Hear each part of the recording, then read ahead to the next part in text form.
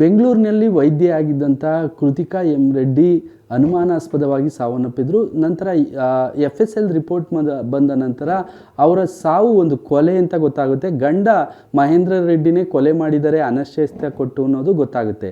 ಈ ಬಗ್ಗೆ ಮಾತನಾಡೋದಕ್ಕೆ ನಮ್ಮ ಜೊತೆ ಕೃತಿಕಾ ರೆಡ್ಡಿ ಅವರ ಚಿಕ್ಕಮ್ಮ ಆಗಿರ್ತಕ್ಕಂಥ ವಿಜಯಶ್ರೀ ಅವರಿದ್ದಾರೆ. ಅವರನ್ನೇ ಮಾತಾಡಿಸ್ತಾ ಹೋಗ್ತೀನಿ. ಮ್ಯಾಮ್, ನೀವು ನಮಸ್ಕಾರ. ನೀವು ಕೃತಿಕಾ ರೆಡ್ಡಿನ ಚಿಕ್ಕಂದಿಂದ ನೋಡ್ತಾ ಇದ್ರಿ. ಹೇಗಿದ್ರು ಕೃತಿಕಾ ರೆಡ್ಡಿ? ಏನು ಓದಿದ್ರು? ಹೇಗೆಲ್ಲ ಬೆಳೆದು ಬಂದರು? ನಾನು ಡಾಕ್ಟರ್ ವಿಜಯಶ್ರೀ ಅಂತ ಹೇಳಿಬಿಟ್ಟು. ಸೊ ಕೃತಿಕಾ ಎಂ ರೆಡ್ಡಿ ಬಂದು ನನ್ನ ನೀಸು, ನನ್ನ ಅಕ್ಕನ ಮಗಳು. ಸೊ ನಾವು ಜಾಯಿಂಟ್ ಫ್ಯಾಮಿಲಿನಲ್ಲಿ ಇದ್ದಂಥವ್ರು ಒಂದು 20 ಇಯರ್ಸು. ನಾನು ನಮ್ಮ ಅಕ್ಕನ ಮಗಳವಳು. ಸೊ ಚಿಕ್ಕವಾಗ it was a normal childhood she had and she was a very clever girl. And ವೈದೇಹಿನಲ್ಲಿ MBBS ಮಾಡಿದ್ಲು.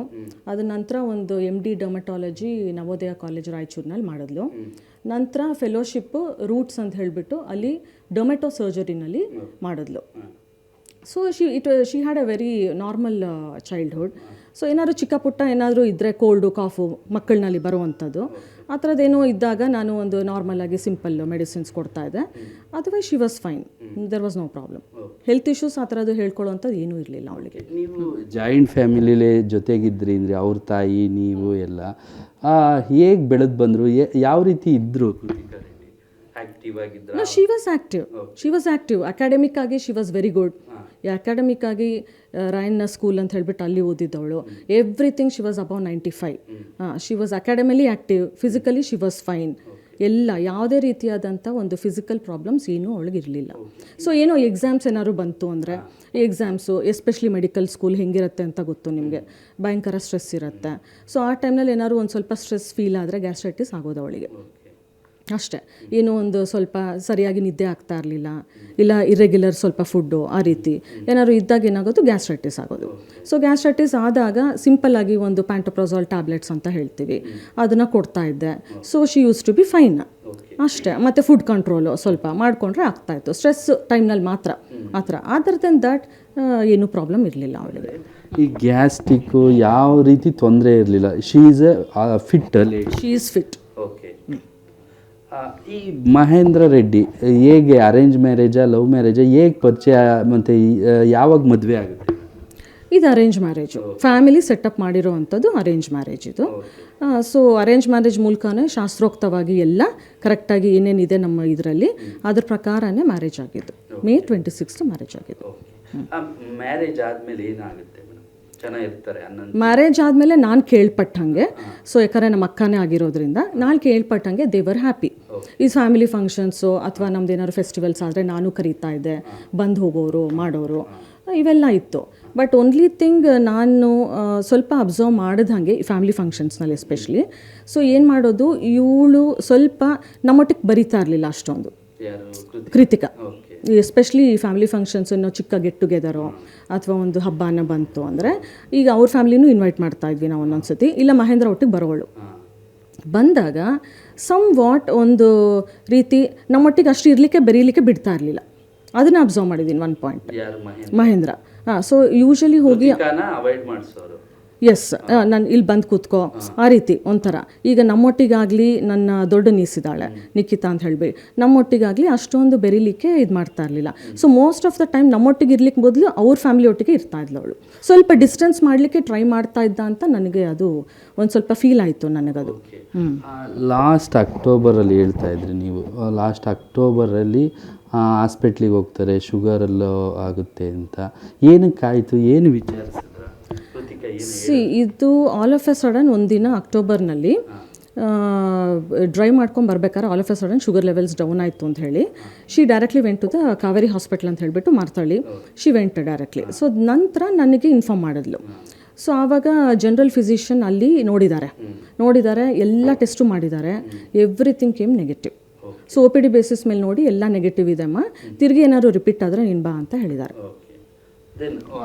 ಏನಾಯಿತು ಮೇಡಮ್ ಆಫ್ಟರ್ ಅವ್ರ ಮನೇಲಿ ಆಗಿ ಒಂದು I think after some time ಒಂದು 10-15 ಡೇಸ್ ನಂತರ ಸೊ ಮತ್ತೆ ಒಂದು ನೈಟು ಶಿ ಸಡನ್ಲಿ ಒಂದು ನಮ್ಮ ಭಾವ ಕಾಲ್ ಮಾಡಿ ನನಗೆ ಈ ಥರ ಅವಳು ಸ್ವೆಟ್ಟಿಂಗ್ ಇದೆ, ಪೂರಾ ಸ್ವೆಟ್ಟಿಂಗ್ ಇದೆ, ಸೊ ಆ ಥರ ಏನಕ್ಕೆ ಆಗ್ತಾಯಿದೆ ನೈಟಲ್ಲಿ ಅಂತ ಹೇಳಿದ್ಲು. ಸರಿ ನಾನು ಮತ್ತು ಅವಳನ್ನ ಕೇಳಿದಾಗ ಟೋಲ್ಡ್ ನಂಗೆ ಏನೋ ಗೊತ್ತಿಲ್ಲಮ್ಮ, ನನಗೆ ಒಂಥರ ಬಟಕ್ಸ್ನಲ್ಲಿ ಏನೋ ಚುಚ್ಚಿದಂಗೆ, ಯಾರೋ ಚುಚ್ಚಿದಂಗೆ ಫೀಲ್ ಆಗ್ತಾ ಇದೆ ಹೇಳಿದ್ಲು, ಬ್ಯಾಕಲ್ಲಿ ಬೆನ್ನಲ್ಲಿ ಅಂತ ಹೇಳಿದ್ಲು. ಸರಿ ನಾನು ಇಲ್ಲ, ಅದು ಏನು ಚುಚ್ಚಲಿಕ್ಕೆ ಚಾನ್ಸಸ್ ಇರುತ್ತೆ, ಇಲ್ಲ ಮೋಸ್ಟ್ಲಿ ಅಂತಂದೆ. ಸರಿ again sugar levels for down. So ಇಲ್ಲಮ್ಮ ನೀನು ಎಂಡೋಕ್ರೈನ್ ನೋಡ್ಬಿಡು ಅಂತ ಹೇಳಿದೆ. So again take a consultation from endocrinology Kaveri ಹಾಸ್ಪಿಟ್ಲ್ನಲ್ಲಿ. ಅವರು ಪೂರಾ ಒಂದು ಸತಿ ಡೇ ಕೇರ್ನಲ್ಲಿ ಅಡ್ಮಿಟ್ ಮಾಡಿ ಪೂರಾ ಎಲ್ಲ ಮಾಡಿದ್ದಾರೆ, ಎಲ್ಲ ಫುಲ್ ಮಾಡಿದ್ದಾರೆ ಆಯಿತಾ. ಸೊ ಮಾಡಿದ್ದಾರೆ, ಏನೂ ಪ್ರಾಬ್ಲಮ್ ನನಗೆ ಕಾಣಿಸ್ತಾ ಇಲ್ಲ. ಬಟ್ ನೀವೇನು ಮಾಡಿ ಒಂದು 24 hours ಅಡ್ಮಿಟ್ ಆಗಿಬಿಡಿ, ಯಾಕಂದರೆ everything is negative. So negative ಇರೋದ್ರಿಂದ ನೀವು ಫರ್ದರ್ ಇನ್ವೆಸ್ಟಿಗೇಷನ್ಸ್ ನಾವು ಮಾಡೋಣ. ಬಟ್ ಇದರ ಡೌನ್ ಆಗ್ತಾ ಇದೆ. ಸೊ ಅದರಿಂದ ನೀವು ಇನ್ನೊಂದು 24 hours ಇದ್ದುಬಿಡಿ, ಇನ್ನೊಂದು ರೌಂಡು ಎಲ್ಲ ಬೇರೆ ಚೆಕಪ್ ಮಾಡಿಬಿಡೋಣ, ಫರ್ದರ್ ಇನ್ವೆಸ್ಟಿಗೇಷನ್ಸ್ ಅಂತ ಹೇಳಿದ್ದಾರೆ. So that time what he told, ಇಲ್ಲ ಇವತ್ತು ನೈಟು ಒಂದು ಡಿನ್ನರ್ ಇದೆ, ಮಹೇಂದ್ರ ರೆಡ್ಡಿ. ಸೊ ಡಿನ್ನರ್ ಇದೆ, ನಾವು ಹೋಗಲೇಬೇಕು, ಫ್ಯಾಮಿಲಿ ಫಂಕ್ಷನ್ ಇದೆ, ನಾನು ಹೋಗಲೇಬೇಕು ಅಂತ ಹೇಳಿದ್ದಾರೆ.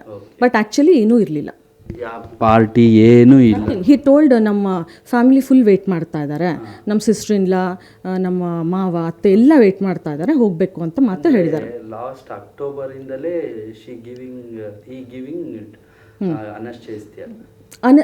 ಏನು ಕೊಟ್ಟಿದ್ದಾನೆ ಅಂತ ನಾನು ಹೇಳಲಿಕ್ಕಾಗಲ್ಲ, that I can't tell, confirm ಆಗಿ ಹೇಳಲಿಕ್ಕಾಗಲ್ಲ.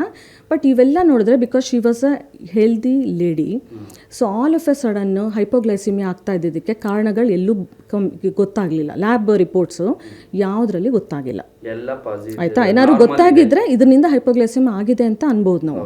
So it was hypoglycaemia where it was not explainable ಆಯಿತಾ. ಸೊ 2 times ಇಬ್ಬರು ಡಾಕ್ಟರ್ಸು ನೋಡಿದ್ದಾರೆ, ಸ್ಪೆಷಲಿಸ್ಟು, ಎಲ್ಲೂ ಏನೂ ಗೊತ್ತಾಗಿಲ್ಲ.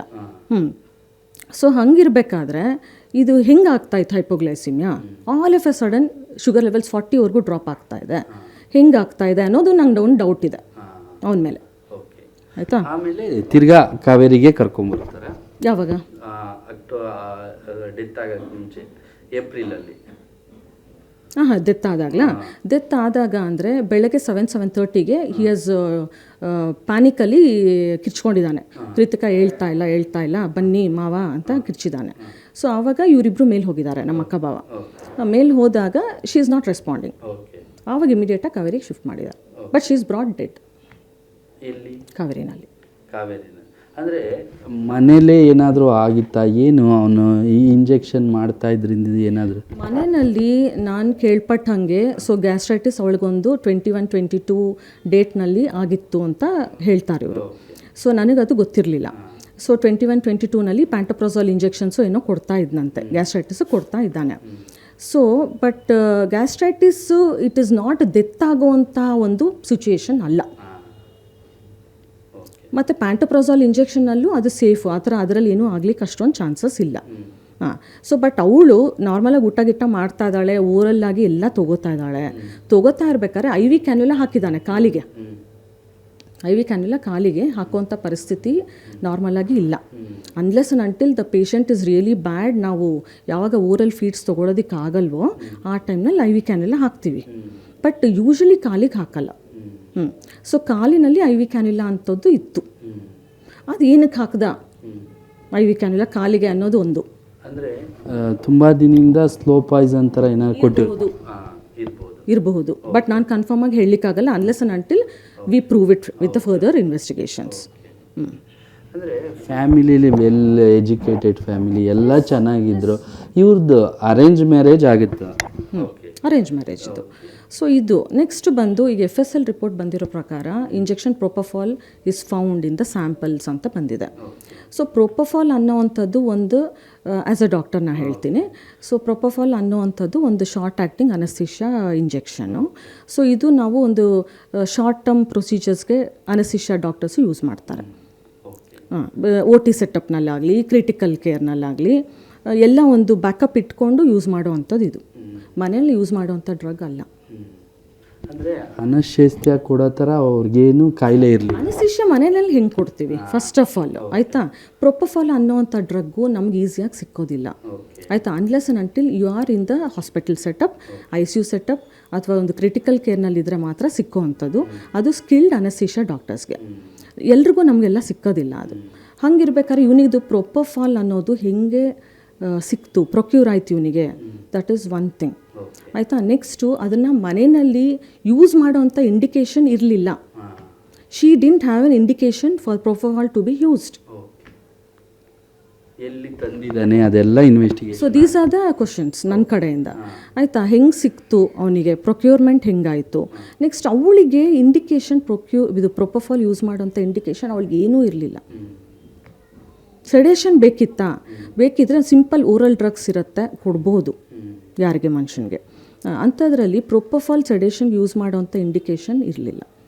ಏನಕ್ಕೆ ಯೂಸ್ ಮಾಡ್ದ ಅಂದರೆ ನೀವು ಗಮನಿಸ್ದಂಗೆ ಎಲ್ಲ ಈ ಟ್ರೀಟ್ಮೆಂಟು ಮತ್ತು ಗ್ಯಾಸ್ಟ್ರಿಕ್ ಟ್ಯಾಬ್ಲೆಟ್ ತೊಗೊತಾ ಇದ್ದು ಎಲ್ಲ ನಾರ್ಮಲ್ ಇದ್ದಿದ್ದು, ಇವನು ಅವಾಯ್ಡ್ ಮಾಡ್ತಾ ಇದ್ದಿದ್ದು ಗಮನಿಸಿದಾಗ ಅನುಮಾನ ಬರ್ತಾಯಿತ್ತು. ಡೆಫಿನೆಟ್ಲಿ ನನಗೀಗ ಎಲ್ಲ ನೋಡಿದ್ರೆ, ಈಗೆಲ್ಲ ಹೇಳಿದ್ದು FSL ರಿಪೋರ್ಟ್ ಬಂದಿದ್ದು, ಸ್ಟಾರ್ಟಿಂಗ್ ಅವಳ ಮ್ಯಾರೇಜ್ ಆದಾಗಿಂದ ಇದುವರೆಗೂ ಎಲ್ಲ ನೋಡಿದರೆ I feel like it is coming one circle where I can join the dots. ಆ ಥರ ಫೀಲ್ ಆಗುತ್ತೆ ನನಗೆ. ತುಂಬ ಪ್ಲಾನ್ ಮಾಡಿದ್ದಾನೆ ಅನ್ಸುತ್ತೆ. ಯಾಕಂದರೆ ನೀವು ಸರ್ಕಲ್ ಏನೇನು ನೋಡಿದಂಗೆ ನಿಮಗೆ ಅನ್ನಿಸ್ತಾ ಇದೆ ಅಂದರೆ ಈಗ ನೋಡಿ, ಈಗ ಡೌಟು ಬಂದು first she was a healthy lady, ಕರೆಕ್ಟಾ? ಸೊ ನಾರ್ಮಲಾಗಿ ಚಿಕ್ಕದಾಗಿ ಯಾವಾಗಲೂ ಒಂದೊಂದ್ಸತಿ ಗ್ಯಾಸ್ಟ್ರೈಟಿಸ್ ಇರ್ತಾಯಿತ್ತು. So all of a sudden hypoglycaemia ಹಿಂಗಾಯಿತು. ಆಲ್ ಆಫ್ ಎ ಸಡನ್ ಒಂದು 40ಗೆ ಹಂಗೆ ಇಳಿದು ಬಿಡೋದು ಸಡನ್ನಾಗಿ. ಶುಗರ್ ಲೆವೆಲ್ಸು, ಹೈಪೋಗ್ಲೈಸಿಮಿಯಾ ಅಂದರೆ low sugars. So low sugars ಹೆಂಗಾಯಿತು ಆಲ್ ಆಫ್ ಎ ಸಡನ್. ತಿಂದಿದ್ದಾಳೆ, ಬೆಳಗ್ಗೆ ಬ್ರೇಕ್ಫಾಸ್ಟ್ ಮಾಡ್ಕೊಂಡು ಮನೆ ಬಿಟ್ಟಿದ್ದಾಳೆ, ಹೆಂಗಾಗೋಯ್ತು all of a sudden. But next ಈಗ ಎಲ್ಲ ಒಂದು ಪ್ಯಾರಾಮೀಟರ್ಸು ನಾರ್ಮಲ್ ಇರುವಂಥದ್ದು, ಹಾಸ್ಪಿಟಲ್ನಲ್ಲಿ ಮಾಡಿರೋ ಒಂದು ಸ್ಕ್ಯಾನ್ ಆಗಲಿ ಎಲ್ಲ ಸಿಸ್ಟಮ್ಸು ನಾರ್ಮಲ್ ಇರುವಂಥದ್ದು. ಹಂಗಿರಬೇಕಾದ್ರೂ ಹೈಪೋಗ್ಲೈಸಿಮಿಯಾ ಹೆಂಗಾಯಿತು ಅನ್ನೋದು ಒಂದು ಪ್ರಶ್ನೆ. ನೆಕ್ಸ್ಟು ಡಾಕ್ಟರ್ ಸ್ಪೆಷಲಿಸ್ಟು ಇದು ಏನಕ್ಕಿದು ಎಲ್ಲ ನಾರ್ಮಲ್ ಇದ್ಕೊಂಡು ಹಿಂಗಾಗ್ತಾ ಇರೋದ್ರಿಂದ ಫರ್ದರ್ ಇನ್ವೆಸ್ಟಿಗೇಷನ್ ಮಾಡೋಣ ಇರಿ ಅಂದಾಗ ಬೇಡ ಅಂದ್ಕೊಂಡು ಬಂದಿರೋದು. Against advice. ಆಯಿತಾ. ನೆಕ್ಸ್ಟು ಇದೊಂದು. ಆಮೇಲೆ ನೆಕ್ಸ್ಟು ಪ್ರೊಪೋಫಾಲ್. ಮೇಯ್ನಾಗಿ ನನಗಿರೋದು ಪ್ರೊಪೋಫಾಲ್ ಹೆಂಗೆ ಸಿಕ್ತು, ಏನು ಕೊಟ್ಟ, 2 ಕ್ವಶನ್ಸ್. ವಿಕ್ಟೋರಿಯಾದಲ್ಲಿ ಏನು ವರ್ಕ್ ಮಾಡ್ತಾ ಇದ್ದ ಫೆಲೋಶಿಪ್ ಮಾಡ್ತಾ ಇದ್ನಂತೆ ಕೊಲೊನೋಸ್ಕೋಪಿನಲ್ಲಿ. He was doing a fellowship in Victoria Hospital. Kritika ಎಲ್ಲಿ ಓದಿದ್ದು ಏನು? ಕೃತಿಕಾ ಅವಳ ಚೈಲ್ಡ್ಹುಡ್ ಎಲ್ಲ Marathahalli in the same house. So ಎಲ್ಲ ಸ್ಕೂಲಿಂಗ್ ರಯನ್ ಇಂಟರ್ನ್ಯಾಷನಲ್ ಸ್ಕೂಲ್ ಅಂತ ಹೇಳಿ ಕುಂದಳ್ಳಿ ಅಲ್ಲಿ ಮಾಡಿದ್ದು. She was a very good student who scored more than 95-96 in her 10th and 12th. So then ವೈದೇಹಿನಲ್ಲಿ MBBS ಮಾಡಿರೋವಂಥದ್ದು.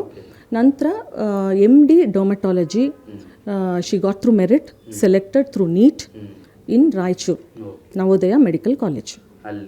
ಇಮ್ಮಿಡಿಯೇಟಾಗಿ she took DNB she passed. ಅದಾದ ನಂತರ DNB ಇಲ್ಲೇ ತೊಗೊಂಡಿದ್ದವಳು. ನಾವು ರಾಯಚೂರು ಮುಗಿಸಿ she came to Bangalore. So then she took DNB clear ಆಯಿತು. ನಂತರ ಫೆಲೋಶಿಪ್ಪು 1 ವರ್ಷ ಇಲ್ಲಿ ರೂಟ್ಸ್ ಅಂತ ಹೇಳಿ ಅಲ್ಲಿ ಅವ್ರ ಹತ್ರ ಡಾಕ್ಟರ್ ರೆಡ್ಡಿ ಅವ್ರ ಹತ್ರ ಫೆಲೋಶಿಪ್ ಕಂಪ್ಲೀಟ್ ಮಾಡಿಕೊಂಡ್ಳು. ಮಾರ್ಚ್ನಲ್ಲಿ ರಿಸಲ್ಟ್ ಬಂತು. ಶಿ ಗಾಟ್ ಮ್ಯಾರಿಡ್ ಇನ್ ಮೇ. ಅದಾದಮೇಲೆ ಈಗ ರೀಸೆಂಟಾಗೇನೋ ಆ ಕ್ಲಿನಿಕ್ ಓಪನ್ ಮಾಡೋದು. ಸೊ ರೀಸೆಂಟಾಗಿ ಇದೆಲ್ಲ ಆಯ್ತಲ್ಲ.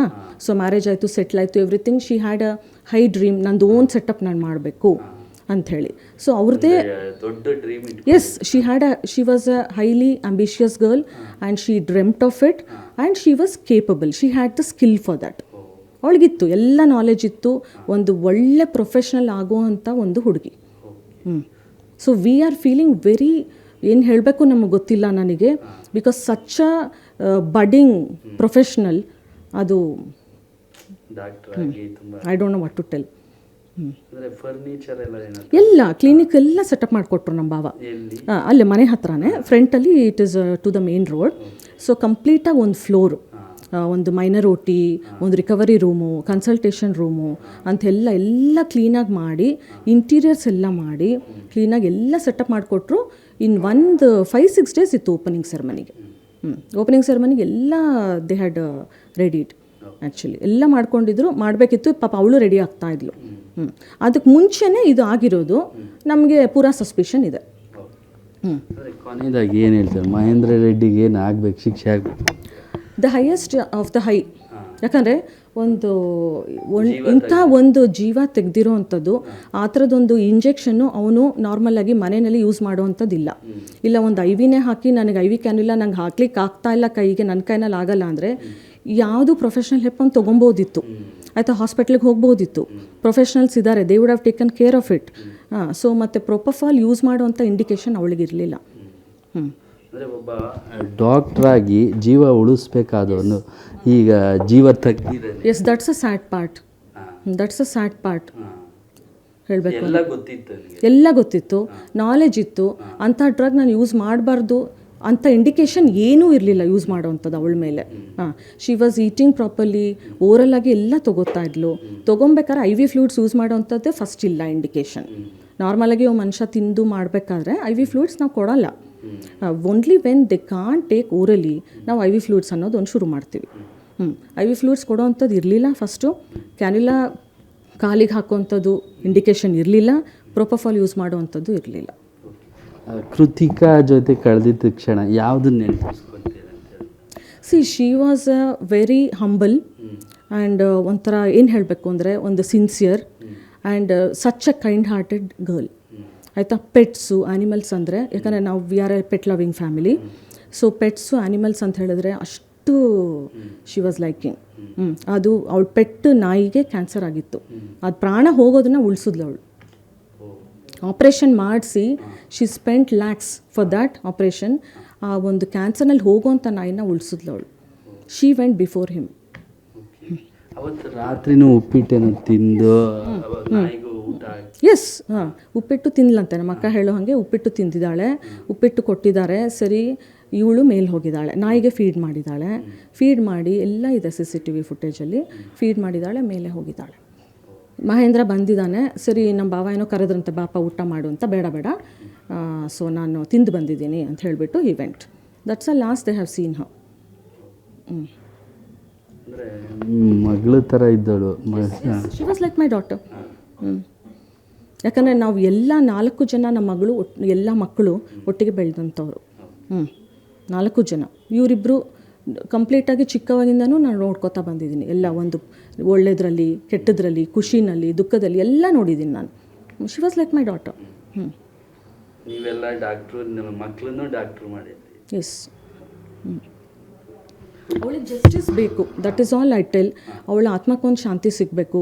So what really has happened we need to know, ಆಯಿತಾ. ಅದು ಒಂದು. ಮತ್ತು ಇನ್ನೊಂದು, ಒಂದು ಸೊಸೈಟಿಗೆ ಹೇಳೋ ಅಂಥದ್ದು, ನಾನೇನಂತ ದೊಡ್ಡವಳಲ್ಲ, ಬಟ್ ಒಂದು ಹೇಳೋ ಅಂಥದ್ದು ಸೊಸೈಟಿಗೆ. ಸೊ ಯಾರೂ ಪೇರೆಂಟ್ಸು ಹುಷಾರಾಗಿರಿ.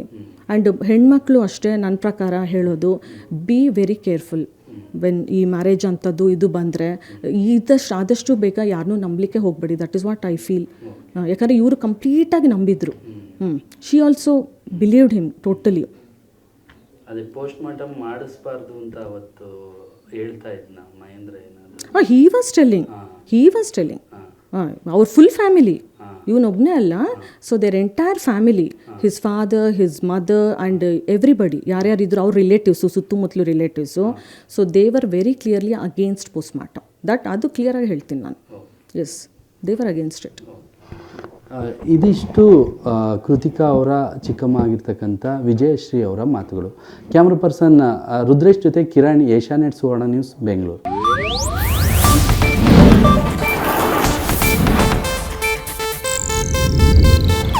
ಇದು ಏಷ್ಯಾನೆಟ್ ನ್ಯೂಸ್ ನೆಟ್ವರ್ಕ್ ಪ್ರಸ್ತುತಿ.